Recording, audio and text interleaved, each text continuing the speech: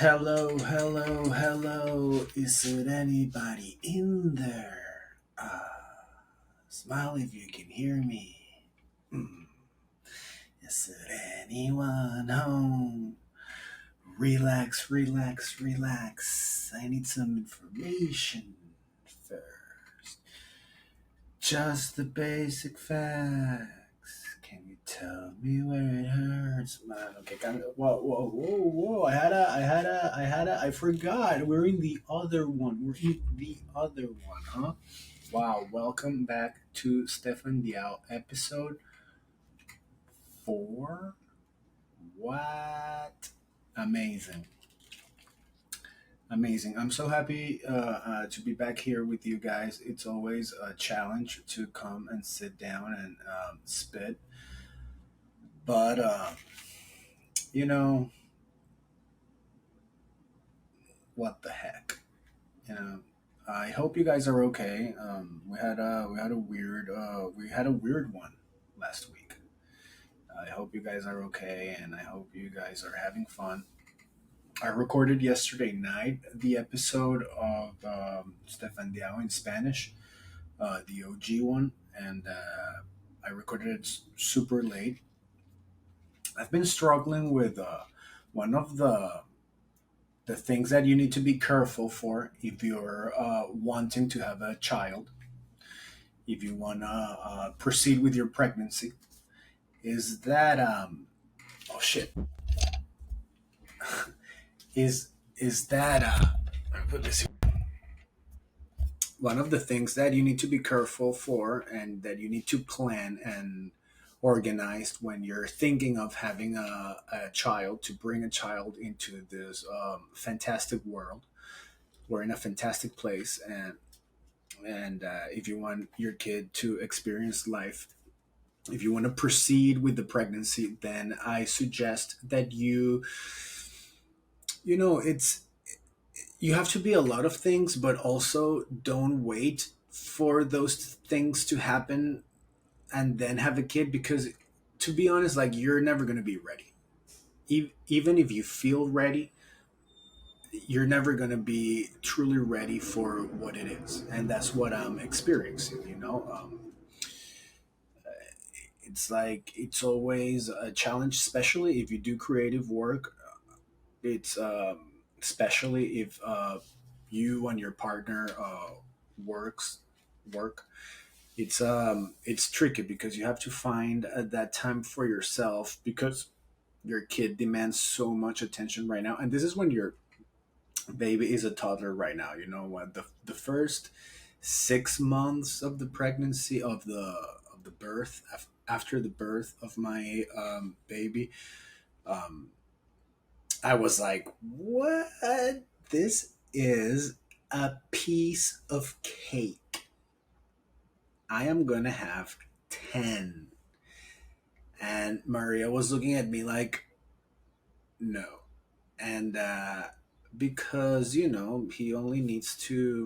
needs, fathers are usually, in the majority of cases, useless the first weeks, the first months, the first, it's when the baby starts exploring, okay, that you are gonna need to, tune up your body, tune up your psyche, tune up your senses, your reflexes, okay.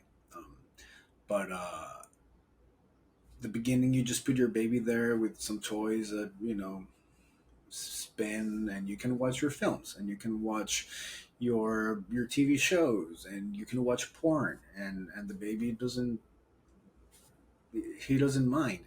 Now if I turn on the TV, dude, fucking Godzilla comes in here like, wow, Coco Melon, and I'm like, okay, I guess, I'm not gonna watch that game. I guess I'm gonna have to put Coco Melon on, and yeah, or like you put in there and you can go, do your routine, and the baby's not gonna go anywhere. Now, when when things get quiet, you're wondering what is going on. And the point is that no matter how you prepare, you're always going to be, you know, having to make the adjustments week in and week out, and it's always a learning experience, you know. I had a great we had a great Mother's Day with my wife and my son. We went for brunch to Le Crocodile. It's the first time that I go. I'm pretty sure, and it was pretty tasty. It was very nice. The service was great, and then we went bowling. My dude, I come from a bowling type of tree. Okay, my grandfather on my mom's side used to own a bowling alley in Merida. That's a city in the on the west coast near Colombia, let's say. And it's like 9 hours in car from Caracas, the capital of Venezuela. Okay, little geography for you ignorant Anglo Saxons in there. You know, I'm sorry.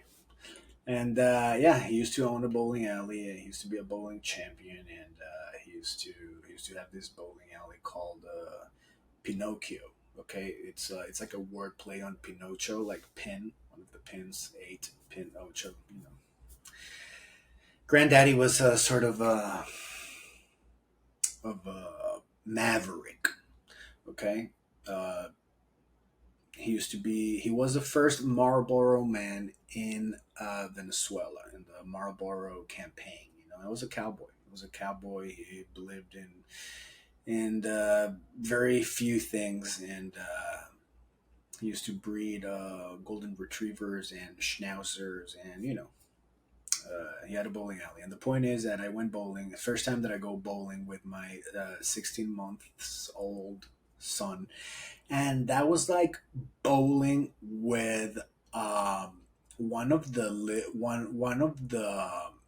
dwarves from Lord of the Rings. Okay, first of all, Brit Rock going full blast. It's like 11 a.m. I have to work after this, and so I need to save my energies. And my son just there's a huge dance floor. We went to we didn't went to the gutter too soon for that for him, but we went to the other one in front of the White Hotel, and there's this party, and the music is great. It's Arctic Monkeys and all of that, and my son just starts dancing. There's some other babies there older than him, most of them, if not all, and he's just having fun. But the music is so there's this ramp that I put for him that I just put the ball and he just pushes the ball, and he would go like dance a number.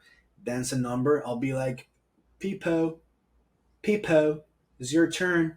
And he just goes like running, like this guy's like going through rocks, ball, ball, ball. And then he like put the ball and he just pushes the ball, and then he just watches it and he just goes like, oh. And I'm like, and then it's like my turn. And I started losing. Okay. My son started winning. Okay. And then my wife completely out of the game you know, since the first try. Just like canal. Like what the fuck is this? Um, Gutter, right? Gutter. It's in English. It's gutter. In Spanish, it's canal. Okay, canal, which means channel. That's another word in Spanish that we're gonna do right now. Canal means a channel. Okay, so yeah, so it's a two-horse race. It's my son and me, and I'm debating should I let him win. And then the debate was over. I was like, no. And I started to warm up. I was bowling very bad as well. I can't remember the last time that I went bowling. It has to be the one in California, where me and my wife were in the middle of a fight, and we decided we already had the bowling reserved, so we just went there, and we weren't talking to each other, and we were just bowling, quietly bowling. And I was murdering her, like no mercy. She was like not having it. She would like throw it, and then like on her phone, and I'll be like, and doing all the Big Lebowski references, into her face, which didn't help the the conflict, the previous conflict we had. True story and funny story. It was because she was pregnant and we didn't know, and there was a little bit of hormones playing, you know, playing something, you know, unbalanced. You know how it is. We've all been pregnant. It's easy. And so yeah, we went here, and I started to. I think that was the last time, and we went back, and or maybe yeah, maybe we'll see. And then we started, and we went going, and I started coming back, and I ended up beating him. And I explained to him that the I explained to him that that's how life goes. Sometimes you win, sometimes you lose. You have to understand that losing is part of the game of bowling. It's part of life, And he will be back. He will be back stronger. He will be back, and I'll wait for him. I'll wait for him. I will let him practice, and yeah, easy peasy Mother's Day. I beat my son. I beat my wife, and then I go to work. You know, Happy Mother's Day, you motherfuckers. That's how I said goodbye to both my wife and my son, 16-month son. 0-1 with dad in bowling. Cool, amazing. I had this great burger yesterday. There's this bar. I work in Greenpoint, and there's this sort of dive bar next door to the restaurant that I work at. And if you want to know which restaurant and the shift that I have, so you can come and visit me, just DM me. DM me, and I'll tell you privately. It's like an OnlyFans, but I'm behind the bar. I'm not naked. You have to pay for a beer and tip me $20. That's how the deal works. Easy. One beer, $5, but you tip 20. That's how it is. That's how it is life right now. So I went to this burger. I wanted to try the burger of this bar because it's a collaboration he has with this guy that I think it's a super cool. He has this super cool restaurant called Taco Place called Taqueria Ramirez, and he has this taco place in Greenpoint, and he made this collaboration with this dive bar, and so he made this al pastor burger, and I wanted to try it. The chef of the owner of Taqueria Ramirez has been a couple of times to my restaurant, to the bar, and I've served him. So I was like, I want to go and try an al pastor burger. We're always sorry, technical problems. We're always trying to find that great burger. I'm sorry for what's going on down here. It's just my baby. You're wondering like, why is the lamp on top of the shelf? Well, it's not for me. Not because of me. Not because of me. I'm not the person to ask. Um, I have to get going with this show because my son is locked up in the side of the laundry room, and yeah, it's getting late. Yeah, so I tried it, and I went there. You go downstairs. There's a pool table, and then there's this little window with the burger sign, neon sign, and you order. I ordered the classic one, which is a double burger and fries, and has hot sauce. And I gotta say, it was great. I've been wanting to try it. Sometimes I can't make it because they close at 11, and I'm still closing at that time, so I never get to do it. But the other day, it was cool too. I was a little bit earlier, and I went straight up. straight up, and it was great. It has like this wheel of pineapple, uh, and it was pretty tasty. It was great. I highly recommend that you try that. I am in no ways affiliate with this. We talk about food. We do that. We just go if you're in the area. It's late. It's late. You had some beers, and I tried it. It was great. It was definitely worth the try. Like I said, I had the classic one. There's a smaller version. There's just like a single patty version. I had the one that's double, of course, and it was great. It's pretty tasty. Super cool. Uh, yeah, I think that's it for today, guys. Thank you so much for being here. Thank you so much for showing up. Subscribe to my YouTube channel if you like. That that'll help us gain a little bit of traction and see where we are uh, in our lives. Who are we? Who are we? Huh? Who are we? I don't know. Are we humans? Or are we dancers? Uh, it's a question, a philosopher called, uh,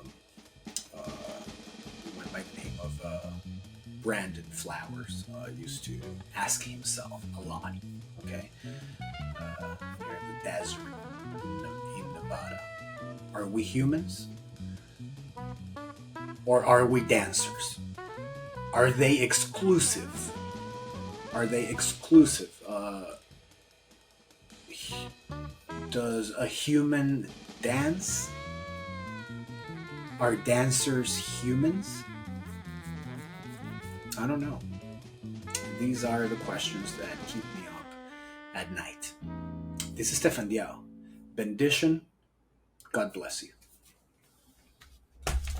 But